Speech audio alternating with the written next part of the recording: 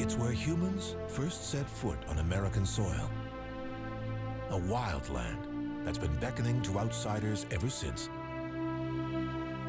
Where lakes glisten like windows into parallel worlds. Giant creatures rise from the depths, and others thrive in its Arctic air. For centuries, thousands have been answering Alaska's call of the wild. In the 18th century, it was Russian traders seeking riches from fur. 100 years later, hopeful prospectors were hiking up a trail known as the meanest 32 miles in the world. And today, modern-day treasure seekers are arriving by helicopter to search for copper, silver, and gold. Many come to Alaska just to be left alone. Others to unlock the secrets of our warming planet, or to soar across the landscapes that they just can't find in the lower 48.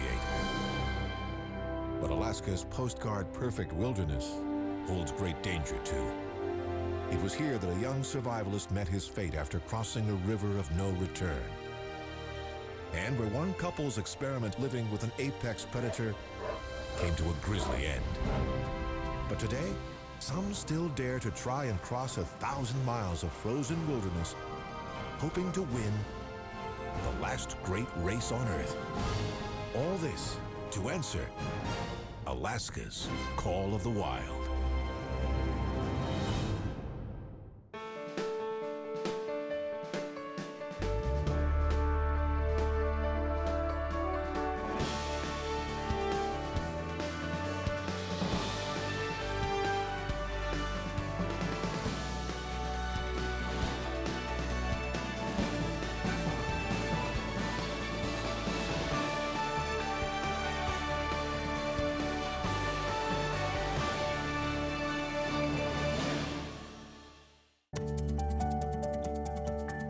Every year, Alaska's call of the wild lures a few reckless adventurers further into danger than they're ready to go.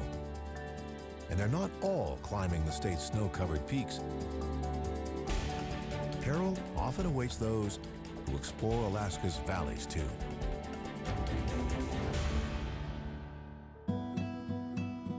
In 1992, a young survivalist named Christopher McCandless hitchhiked into Alaska on a quest for self-discovery, inspired by writers Henry David Thoreau and Jack London.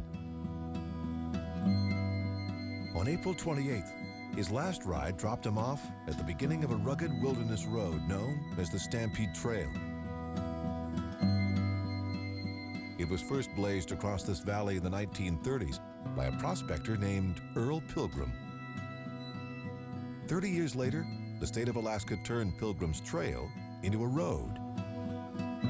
But a bridge was never built over one of the valley's biggest obstacles, the wild Teklanika River. When McCandless forded the Teklanika on foot that April, the water level was still low. Snow and ice on the surrounding mountains hadn't yet thawed. He made his way across and continued west on the old mining trail, hoping to walk all the way to the shores of the Bering Sea while living off the land. But as he reached this clearing, he discovered Bus 142. Workers building the road had used this 1946 International Harvester bus as a mobile shelter. McCandless also decided to use it as his base as he prepared for his journey deeper into the wild. He arrived here with not much more than a few books, a 10-pound bag of rice, a gun, and 400 rounds of ammunition. Over the next few weeks, he made forays across the valley to test how far into the wilderness he was willing to go and to find food that could keep him alive. He shot and ate squirrels, porcupines, and quail, and even a moose. But when the moose meat spoiled before he could cure it, McCandless began to realize he might be in over his head. After 2 months in isolation, he decided it was time to leave. But when he headed back down the Stampede Trail, he discovered he had waited too long. Summer snowmelt had flooded the river that he had forded in the spring. The Teklanika was now a raging torrent. McCandless knew that if he waded into its dark, turbulent waters, he would be swept away to his death. So he returned to the safety of Bus 142, with no choice but to continue his experiment in wilderness survival. But over the next few weeks, McCandless started running out of things to eat. His body grew weaker and weaker. Some say he may also have been poisoned by potato seeds that he ate in his desperation to stay alive. Slowly, he began to starve to death. As he faded away, McCandless scribbled his thoughts and emotions into a diary. In brief notes about his loneliness, hunger, and growing fear of death. Extremely weak, he wrote in one of his last entries on July 30th. Much trouble just to stand up. Starving. Great jeopardy. In his final entry, McCandless wrote, "I have had a happy life, and thank the Lord, goodbye, and may God bless all." Hunters discovered his body inside Bus 142 a few weeks later. His journal was by his side. The story it told inspired Jon Krakauer's best-selling book, Into the Wild, and a movie by Sean Penn. They transformed the wayward hiker's folly into legend and turned Bus 142 into a magnet for misfits and dreamers. As many as 100 pilgrims come here some summers to see where McCandless perished. They risk everything just to experience Alaska's call of the wild, just as others have for thousands of years. Scientists believe that the first humans to set eyes on the Alaskan wilderness arrived here as early as 20,000 years ago. They came from what's now Siberia and traveled east on foot for more than 1,000 miles across what is known as the Bering Land Bridge, or Beringia, that once linked Asia and North America. But at the end of the last ice age, the water from massive melting glaciers covered Beringia with the Bering and Chukchi Seas. Those early travelers became the first humans to explore the North American continent. Their descendants would eventually make it all the way down to the tip of South America.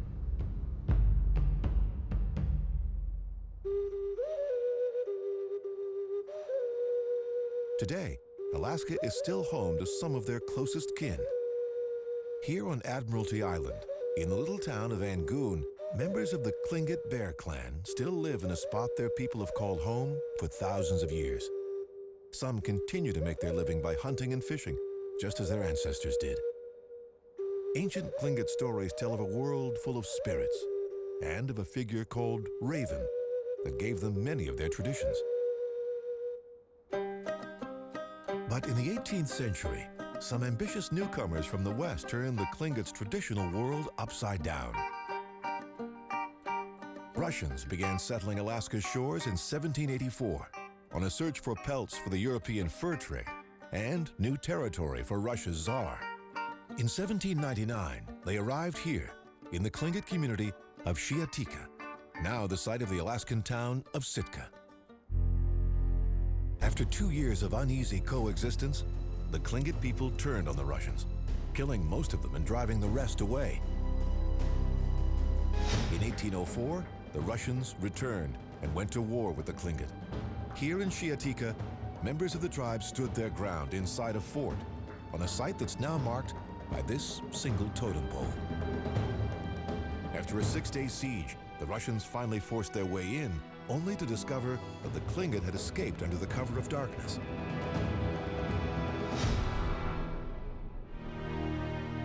The victorious Russians renamed the Tlingit village New Archangel.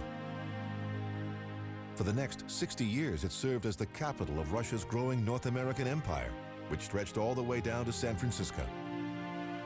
But in the 1860s, Tsar Alexander II decided to sell Alaska to raise some extra cash. He found a buyer in U.S. Secretary of State William Seward, who agreed to purchase it sight unseen. On October 18, 1867, here in Sitka, Alaska was officially transferred to the United States. At a price of just over $7 million, it was quite a bargain, even at the time. That didn't stop critics who had never seen Alaska from dubbing it Seward's Folly. But those who'd actually been here knew the Secretary of State had made a very shrewd deal indeed. Covering more than 500,000 square miles, an area twice as large as Texas, it includes some of the wildest and most dramatic landscape in the nation. From pristine fjords, where towering mountains tumble right down to the sea, to an island where the largest brown bears on Earth gather to feast, to mile after mile of remote inland tundra, to the highest peak in North America, an icy world that only the hardiest adventurers dare to enter. It's easy to see how getting all this for just a few $1 million was likely one of the best investments the United States has ever made. Alaska has been a stunning jewel in America's crown ever since.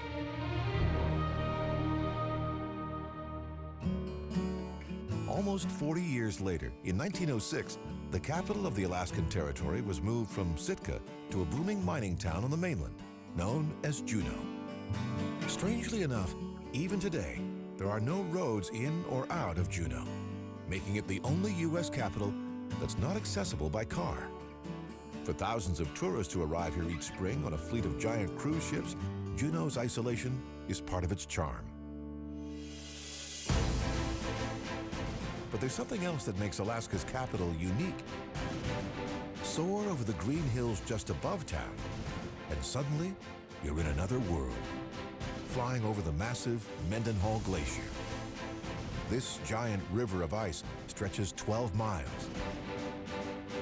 Water from melting ice at its edges cascades down into rivers below, just as it has for thousands of years. Today, the Mendenhall is one of Alaska's most visited glaciers, probably because it's so easy to reach. But travel up to its source, and it feels like you're on another planet. This is the Juneau Ice Field, a 1,500 square mile expanse of snow and ice that feeds the Mendenhall and 37 other glaciers in the region. Amazingly, the majority of this ice field is within the Juneau city limits. But there's more to see up here than just snow and ice.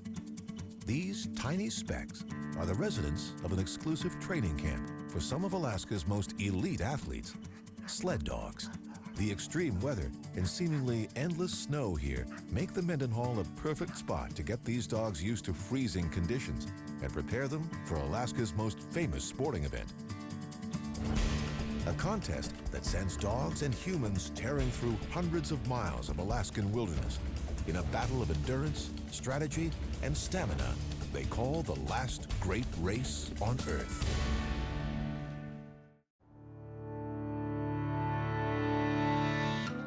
It's March 3rd, 2013, and hundreds of Alaskans and visitors from around the world are already gathering on a frozen lake northwest of Anchorage. They're here for the start of one of the most famous sporting events in the world, the Iditarod Trail Sled Dog Race. Over 60 drivers, or mushers, have signed up for this year's competition, a brutal 1,049-mile race across snow and ice. Here at the staging area, they're preparing their teams. Before they start, they have to check and double-check every part of the harness that ties the dogs to each other and to the sled. Any hint of a cut paw or sore leg will get a dog pulled from the team. But the mushers know it's better safe than sorry when it comes to the grueling test of stamina and endurance that lies ahead. By the time the dogs make it to the starting line, they're raring to go. Volunteers have to keep them steady.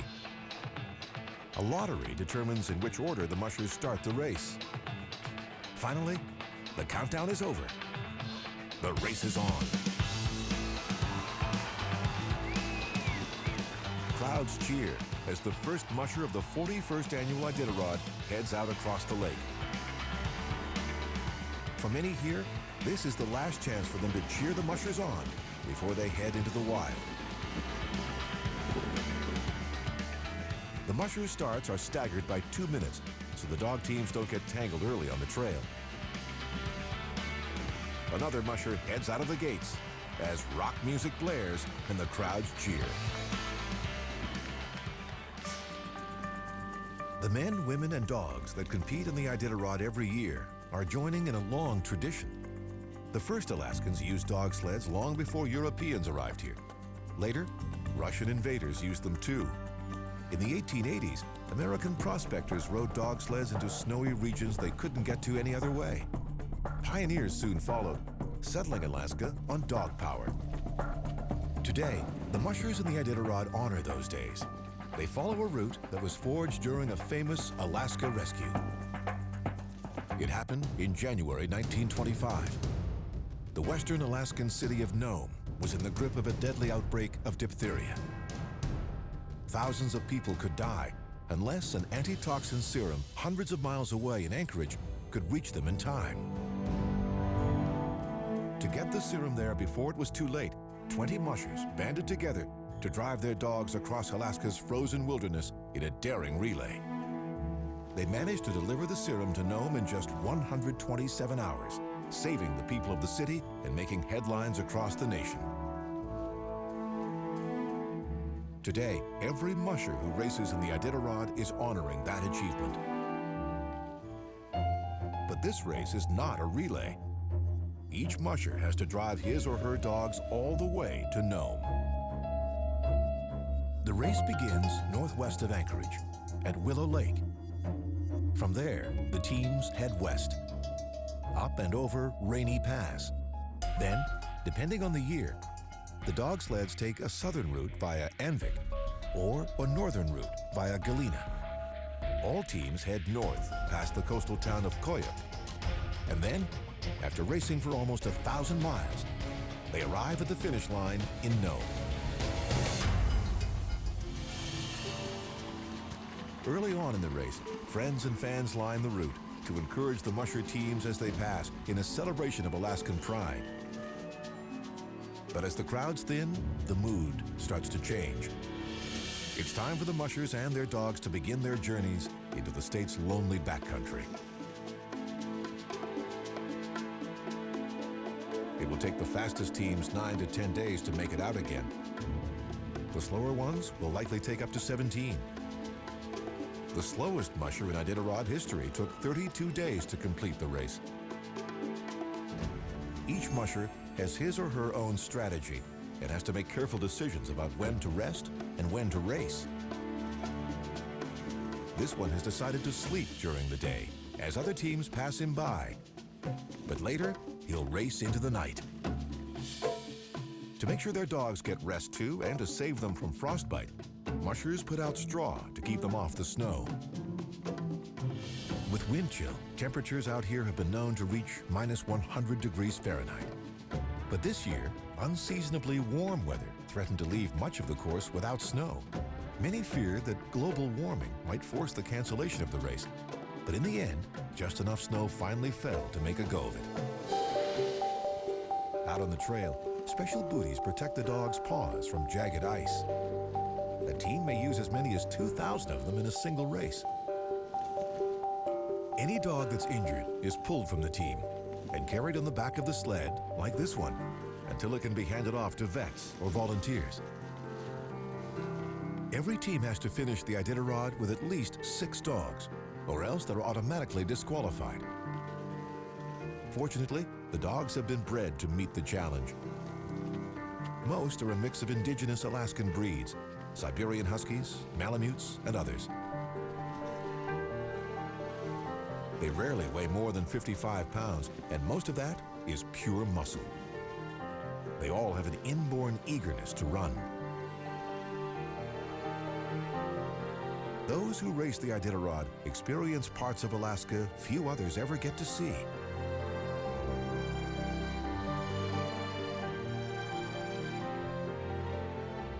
They wind through the quiet stillness of great pine forests covered in snow. They cross ice-choked rivers and discover what it's like to really be out in the wild in Alaska.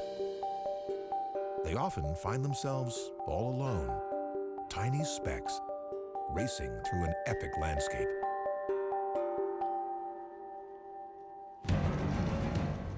But every musher knows that Alaska's wilderness holds great danger too. Sudden windstorms can bring blinding snow. When the going gets tough, mushers run alongside the sled to lighten the load or use poles to help the dogs out. 27 checkpoints line the trail to provide support. Each is staffed with a volunteer vet to check the dog's condition and make sure they're fit to continue. Here at Finger Lake, mushers check in with race officials, feed their dogs, and then head to these tents to rest up for the next leg. 30 miles up the trail, the Rainy Pass checkpoint awaits on a frozen lake. Here, the teams pick up supplies flown in by a group of gung-ho volunteer pilots who call themselves the Iditarod Air Force. These men and women risk their lives to keep the mushers and their dogs safe in an area that's been called the deadliest place in Alaska to fly.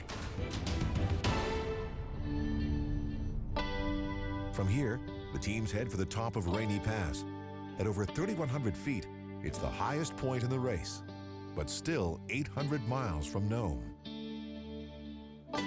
The winner of this year's race was 53-year-old musher Mitch Seavey, who made it to the finish line in 9 days, 7 hours, 39 minutes, and 56 seconds, the oldest musher yet to win the race.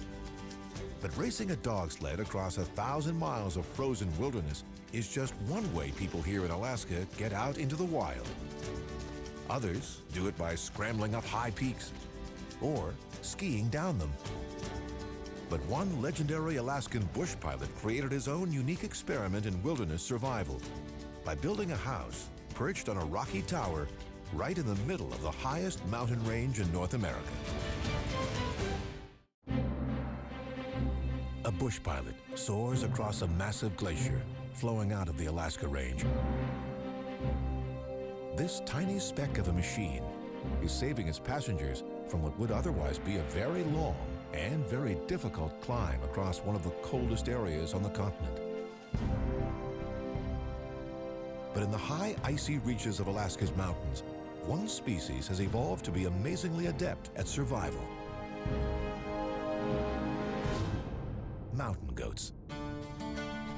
Here, more than 1,000 feet above Juneau, these goats are right at home where most humans would be running for cover.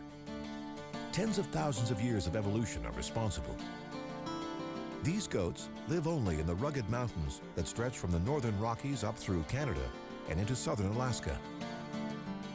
They follow the seasons up and down the slopes in search of food, shedding last year's coats when spring arrives, and then fattening themselves up for the cold of winter.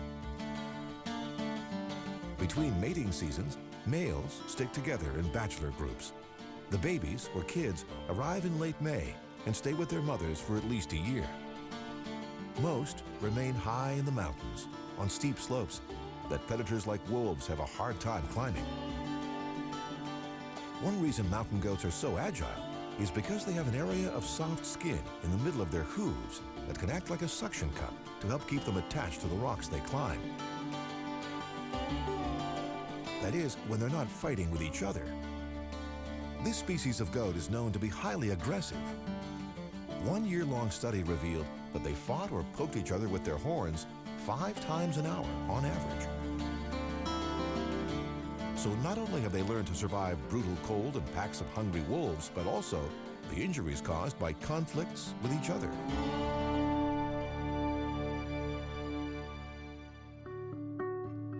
For humans, it can take a lot of hard work and a lot of ingenuity to survive on Alaska's high peaks. In 1966, legendary Alaskan bush pilot Don Sheldon decided to build himself a cabin high up on the flanks of North America's highest mountain, Mount McKinley, also known as Denali. He chose this rugged outcropping 6,000 feet above sea level in the glacier-filled valley known as the Great Gorge.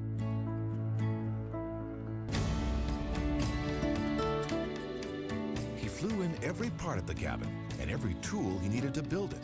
Strapping the larger timber to the outside of the plane, he simply dropped it off into the snow below as he flew by. It took dozens of trips, but he finally welcomed his first guests in 1966. Almost 60 years later, visitors pay up to $600 a night to fly in and rough it in Sheldon's unique retreat, a place with no room service and few amenities, but plenty of solitude and one heck of a view. Thanks to this cabin, this area of the Denali National Park is now called the Don Sheldon Amphitheater, in honor of the famous pilot.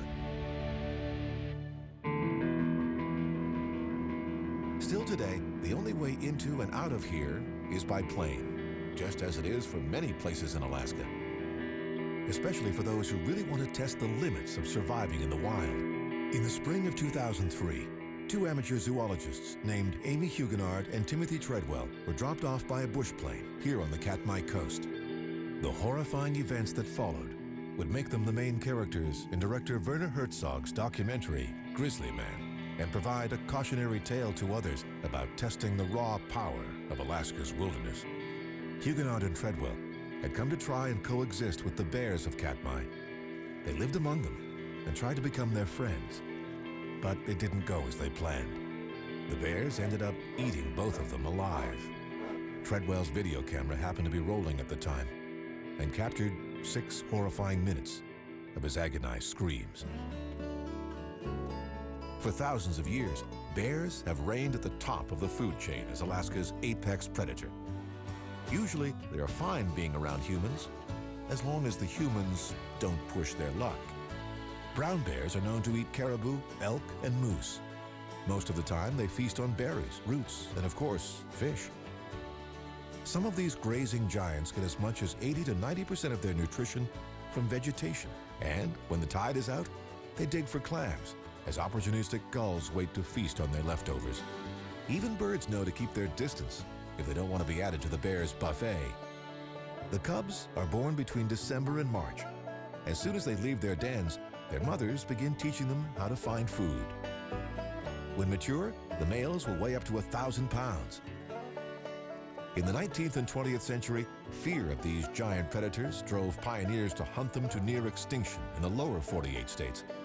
Today, more than 95% of surviving brown bears in the United States, about 30,000 in all, live in Alaska. The park is dedicated to preserving this Eden for bears and humans alike. But not everyone comes to Alaska just to look at the wildlife or the views. Some come to search for buried treasure. Daring men and women willing to risk it all to find their fortunes on America's frozen frontier.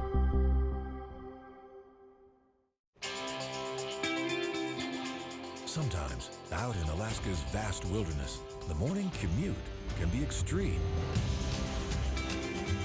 The pilot of this helicopter is on his way to pick up a mining executive waiting for a ride to work. Geologist Darwin Greed is here to check in on an exploratory drill that's plumbing this mountainside for traces of precious metals. But to get there requires a hair-racing descent by helicopter. He needs to reach this tiny platform perched on the edge of the mountain down below. It's one of many such drilling rigs that dot the cliffs here. They're part of an operation called the Palmer Project, a search for copper, zinc, silver, and gold in Alaska's coast mountains. It takes skilled Alaskan mountaineers to build these platforms on such steep, rocky terrain. A century ago, prospectors would have clambered up peaks like this one on foot in the search for precious metals. But today, Darwin and the other members of his drill crew start and end their shifts by helicopter. It's not a job for anyone afraid of heights or nerve-wracking flights. And flying these kinds of missions requires a lot of skill, especially in the mountain's tricky updrafts. Today, this experienced pilot swings down over the valley, then back around to get the right angle for the approach. Once he's in position, he starts his descent to a tiny landing pad. If a gust of wind pushes him off course, the landing will have to be aborted to avoid a potentially deadly crash. But this pilot manages to make a feather-light touchdown on his very first try. It's too dangerous to park a helicopter on this temporary pad, so the pilot lifts off to seek solid ground. Now, on his own, Darwin hikes the rest of the way down to the drill site. His team's hard work is already paying off. Core samples from these drills have shown that this mountain range holds great potential riches below. Once those minerals have been carefully mapped using surface drills like this one, the mining company Darwin works for hopes to be able to extract it using underground mines. Drill crews on the Palmer Project work 24 hours a day here, in 12-hour shifts, 5 months a year, no matter what the weather. just the latest in a long line of hard-working men and women who have come to Alaska to seek their fortune in daring and often thrilling quests for copper, silver, and gold. And the state's most famous gold rush of them all happened just a few miles away. In 1896, gold was discovered just over the U.S. border in Canada's Klondike Territory. The easiest way for miners to get to the Canadian gold fields was through Alaska. Over the next 3 years, 100,000 would-be millionaires made the trip. It was called the Klondike Stampede, and the men who joined it were known as Stampeders. A little harbor outpost called Skagway became one of their main points of entry. Today, Skagway is a major stop on the Alaska cruise ship circuit. But back in the days of the Stampeders, one Canadian Mountie called it hell on earth. The Klondike Stampede transformed Skagway from a two-man camp into a lawless boomtown of 10,000, almost overnight. Thieves, con men, and prostitutes prowled its streets, preying on the hopeful miners that arrived here with dreams of the riches that they hoped would soon greet them across the border. Future author Jack London was one of them. His time here inspired his best-known book, The Call of the Wild. He might recognize many of these storefronts if he came back today, and he might also be surprised at how much it's been cleaned up. But London and the rest of the Stampeders weren't just here to sample Skagway's debauched charms. They were here to start what was well known as a brutal journey to get to the gold. The shortest route from Skagway to Canada's Klondike gold fields was a narrow trail that headed west out of town and then north up a vertical incline. This grueling route was called the Chilkoot Trail and brought the hopeful prospectors to the 3,500-foot-high Chilkoot Pass at the Canadian border. To prevent starvation, Canada required prospectors entering the Klondike to bring a year's worth of supplies along with them, about a ton per person. If they showed up at the border crossing with anything less, the Canadian Mounties stationed here forced them to turn back. Toting all that stuff over the top of the Chilkoot's 3,500-foot summit in backpacks took multiple trips up and down the trail. The Stampeders called it the meanest 32 miles in the world. Today, remains of abandoned canoes still lie near the Chilkoot summit, just part of the extra baggage discarded along the way. Only about a third of those who tried the trip made it to the gold fields. The rest gave up, turned back, or died on the trail. Many miners chose an alternate route out of Skagway. This one, which headed up and over White Pass instead, was only slightly easier. Here in this valley, pack horses, not humans, paid the greatest price. Eager, inexperienced prospectors drove the horses relentlessly, then cast them aside in places like this gulch when they became crippled or ill. Their rotting carcasses were why Jack London referred to this route as Dead Horse Trail. And over 100 years after the Klondike Stampede, prospectors are still fanning out across Alaska's backcountry to search for gold. And few are finding something else out here, too. Their 15 minutes of fame on various gold mining reality shows. But they're hardly the first ones in Alaska to have the TV cameras come knocking or move in next door. That's what happened here at the home of former Alaska Governor and Republican vice presidential candidate Sarah Palin. In 2010, unauthorized Palin biographer Joe McGinnis bought the house to the left and announced he was moving in. So Palin built a 14-foot fence to block his view. But no fences were needed on the other side after Fox News built Palin her own TV studio in this building to the right. For 3 years, it kept Ms. Palin in the spotlight, a position she seems to adore, but one a lot of other Alaskans don't envy. From its earliest days, Alaska has been a magnet for a contrary brand of outsiders looking to be left alone. Today, their 21st century heirs still resent any intrusion into their lives. Distrust of the lower 48 and its federal government thrives in this individualistic and libertarian crowd, along with conspiracy theories. In 1993, the Department of Defense selected this lonely spot, 175 miles north of Anchorage, to build its High-Frequency Active Auroral Research Program, or HAARP. Soon after, Alaska's conspiracy blogosphere exploded. The U.S. government was accused of using HAARP's array of 180 72-foot-tall silver towers for everything from disabling satellites, to causing earthquakes, to controlling the weather, to controlling mines. The DoD's promises that the array is actually being used for a benign study of the outer atmosphere did little to stop the chatter. But not all scientists come to Alaska to train their eyes on the skies. Some are here to learn survival skills for an epic journey across miles of ice. High in the mountains above Juneau, a group of young scientists is preparing for a very cold scientific quest. They're about to embark on a 90-mile, 8-week research trip through the Alaskan wilderness to Atlin, British Columbia. But they're going to get there on skis by crossing the Juneau Icefield. Since 1948, the Juneau Icefield Research Program has been sending young scientists like these out onto the ice. They're here to pursue wilderness studies in fields such as geology, climatology, biology, and glaciology. This is their first stop, known as Camp 17. They will spend the next few days in this rugged outpost, learning the techniques that will help them to survive the rest of the trip, like how to avoid falling into a crevasse, and how to climb back out if you do. Out here, teamwork and strong arms are the key to survival. Once they've finished learning the ropes, these hardy apprentice researchers will move on across the ice field. They'll join the ranks of thousands of other adventurous scientists drawn to Alaska over the years, eager to explore and understand the state's wonders. From high in the mountains to sea level, and even below. Southeastern Alaska's rugged coastline, with its mix of mountain, ocean, and shore, has long been a favorite destination for researchers from around the globe.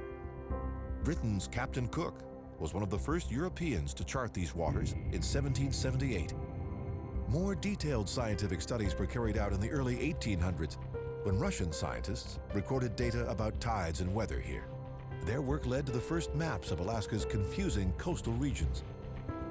A tangled network of straits and channels with thousands of miles of shoreline and hundreds of islands. A few of them, like this one called Chickagoff, are huge and cover more than 1,000 square miles. Others aren't much bigger than rocks. For centuries, people have been using the waterways around them to travel up the coast. This inside passage allowed them to avoid the northern Pacific's dangerous waters. But the region's winding 10,000-mile shoreline brought dangers of its own. Hidden shoals and jagged outcroppings caused 300 maritime accidents in 1898 alone. The next year, Congress responded by authorizing the construction of a series of lighthouses. One of the first to shine its beam stood here on Sentinel Island. It's been leading sailors away from disasters since 1902. But its original wooden building was replaced with this sturdier concrete Art Deco tower in 1935. Today, only one of the Inside Passage's original 20th century wooden lighthouses survives. This lonely octagonal tower on Eldred Rock. It stands near the spot where the passenger ship Clara Nevada ran aground and sank on a stormy night in 1898. As many as 40 people lost their lives here that night. The Eldred Rock Lighthouse began operation in 1906 in an effort to make sure it never happened again. Its beacon still lights the way for ships sailing through the Inside Passage today.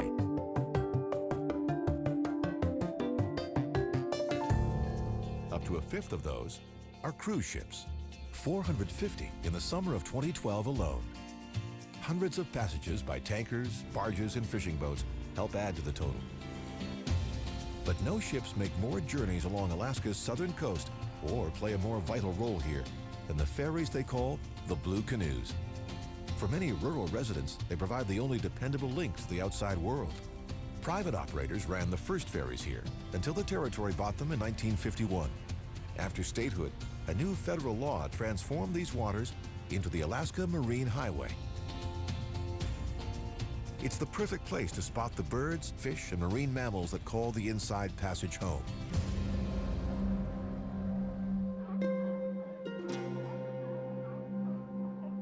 These sea lions rely on the passage's shoreline to rest and rear their young. They also depend on its water for food.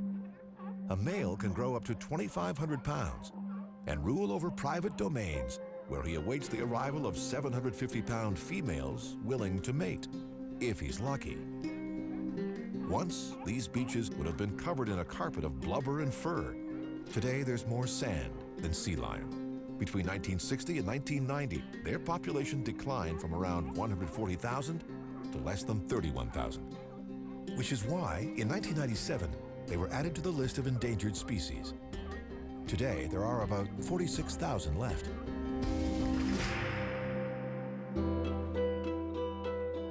Farther from shore, the still waters of the Inside Passage hide another species on the endangered list, humpback whales.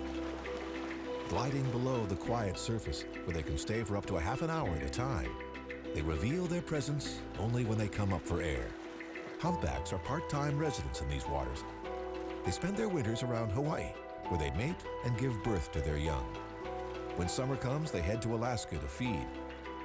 It's the only time of year when they eat. Each one can consume up to a ton of fish and krill a day, but their predictable movements make them easy to track and kill. In the 19th and 20th century, whaling drove their numbers here down by 90%. Protected status has helped bring them back, but they still have a ways to go. Environmentalists long feared that growing ship traffic along Alaska's coast could interfere with the whale's revival.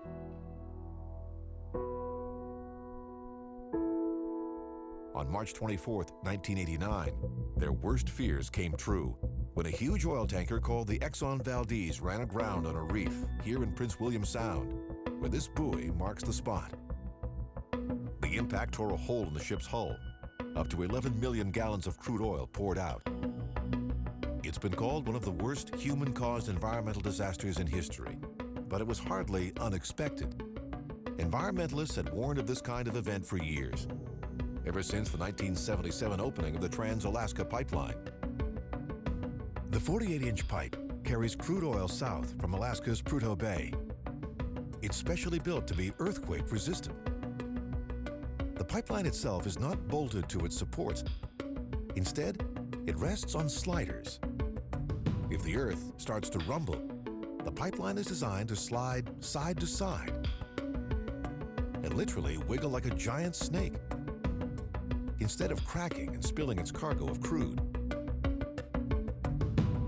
The Trans-Alaska Pipeline runs for 800 miles across the state. Up to 15% of the United States domestic oil production flows through it every year and into these tanks at the marine terminal at Valdez in Prince William Sound, Alaska's northernmost ice-free harbor. From here, the oil is loaded onto giant tanker ships. Just after midnight on March 24, 1989, the Exxon Valdez left the terminal, passed this buoy at the mouth of the harbor, and headed out into Prince William Sound with a full load of crude when it suddenly ran aground. It was the largest oil spill in U.S. history at the time. Environmentalists on the scene predicted Prince William Sound would never be the same. 25 years and a $2.5 billion cleanup later, they've been proved right. Things look great on the surface here, but oil still lurks under almost every rock. Some areas are still as toxic as they were right after the spill. They may stay that way for hundreds of years, but that doesn't mean the cleanup efforts have all been in vain. Without them, things here would be much worse.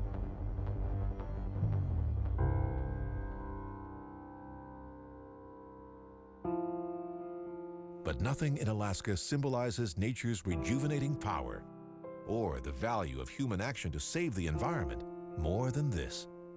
A once rare bald eagle standing sentinel beside the sea. In the 1960s, the unintended impact of a chemical known as DDT drove these great birds to the edge of extinction by making the shells of their eggs too thin. public pressure forced the government to ban DDT.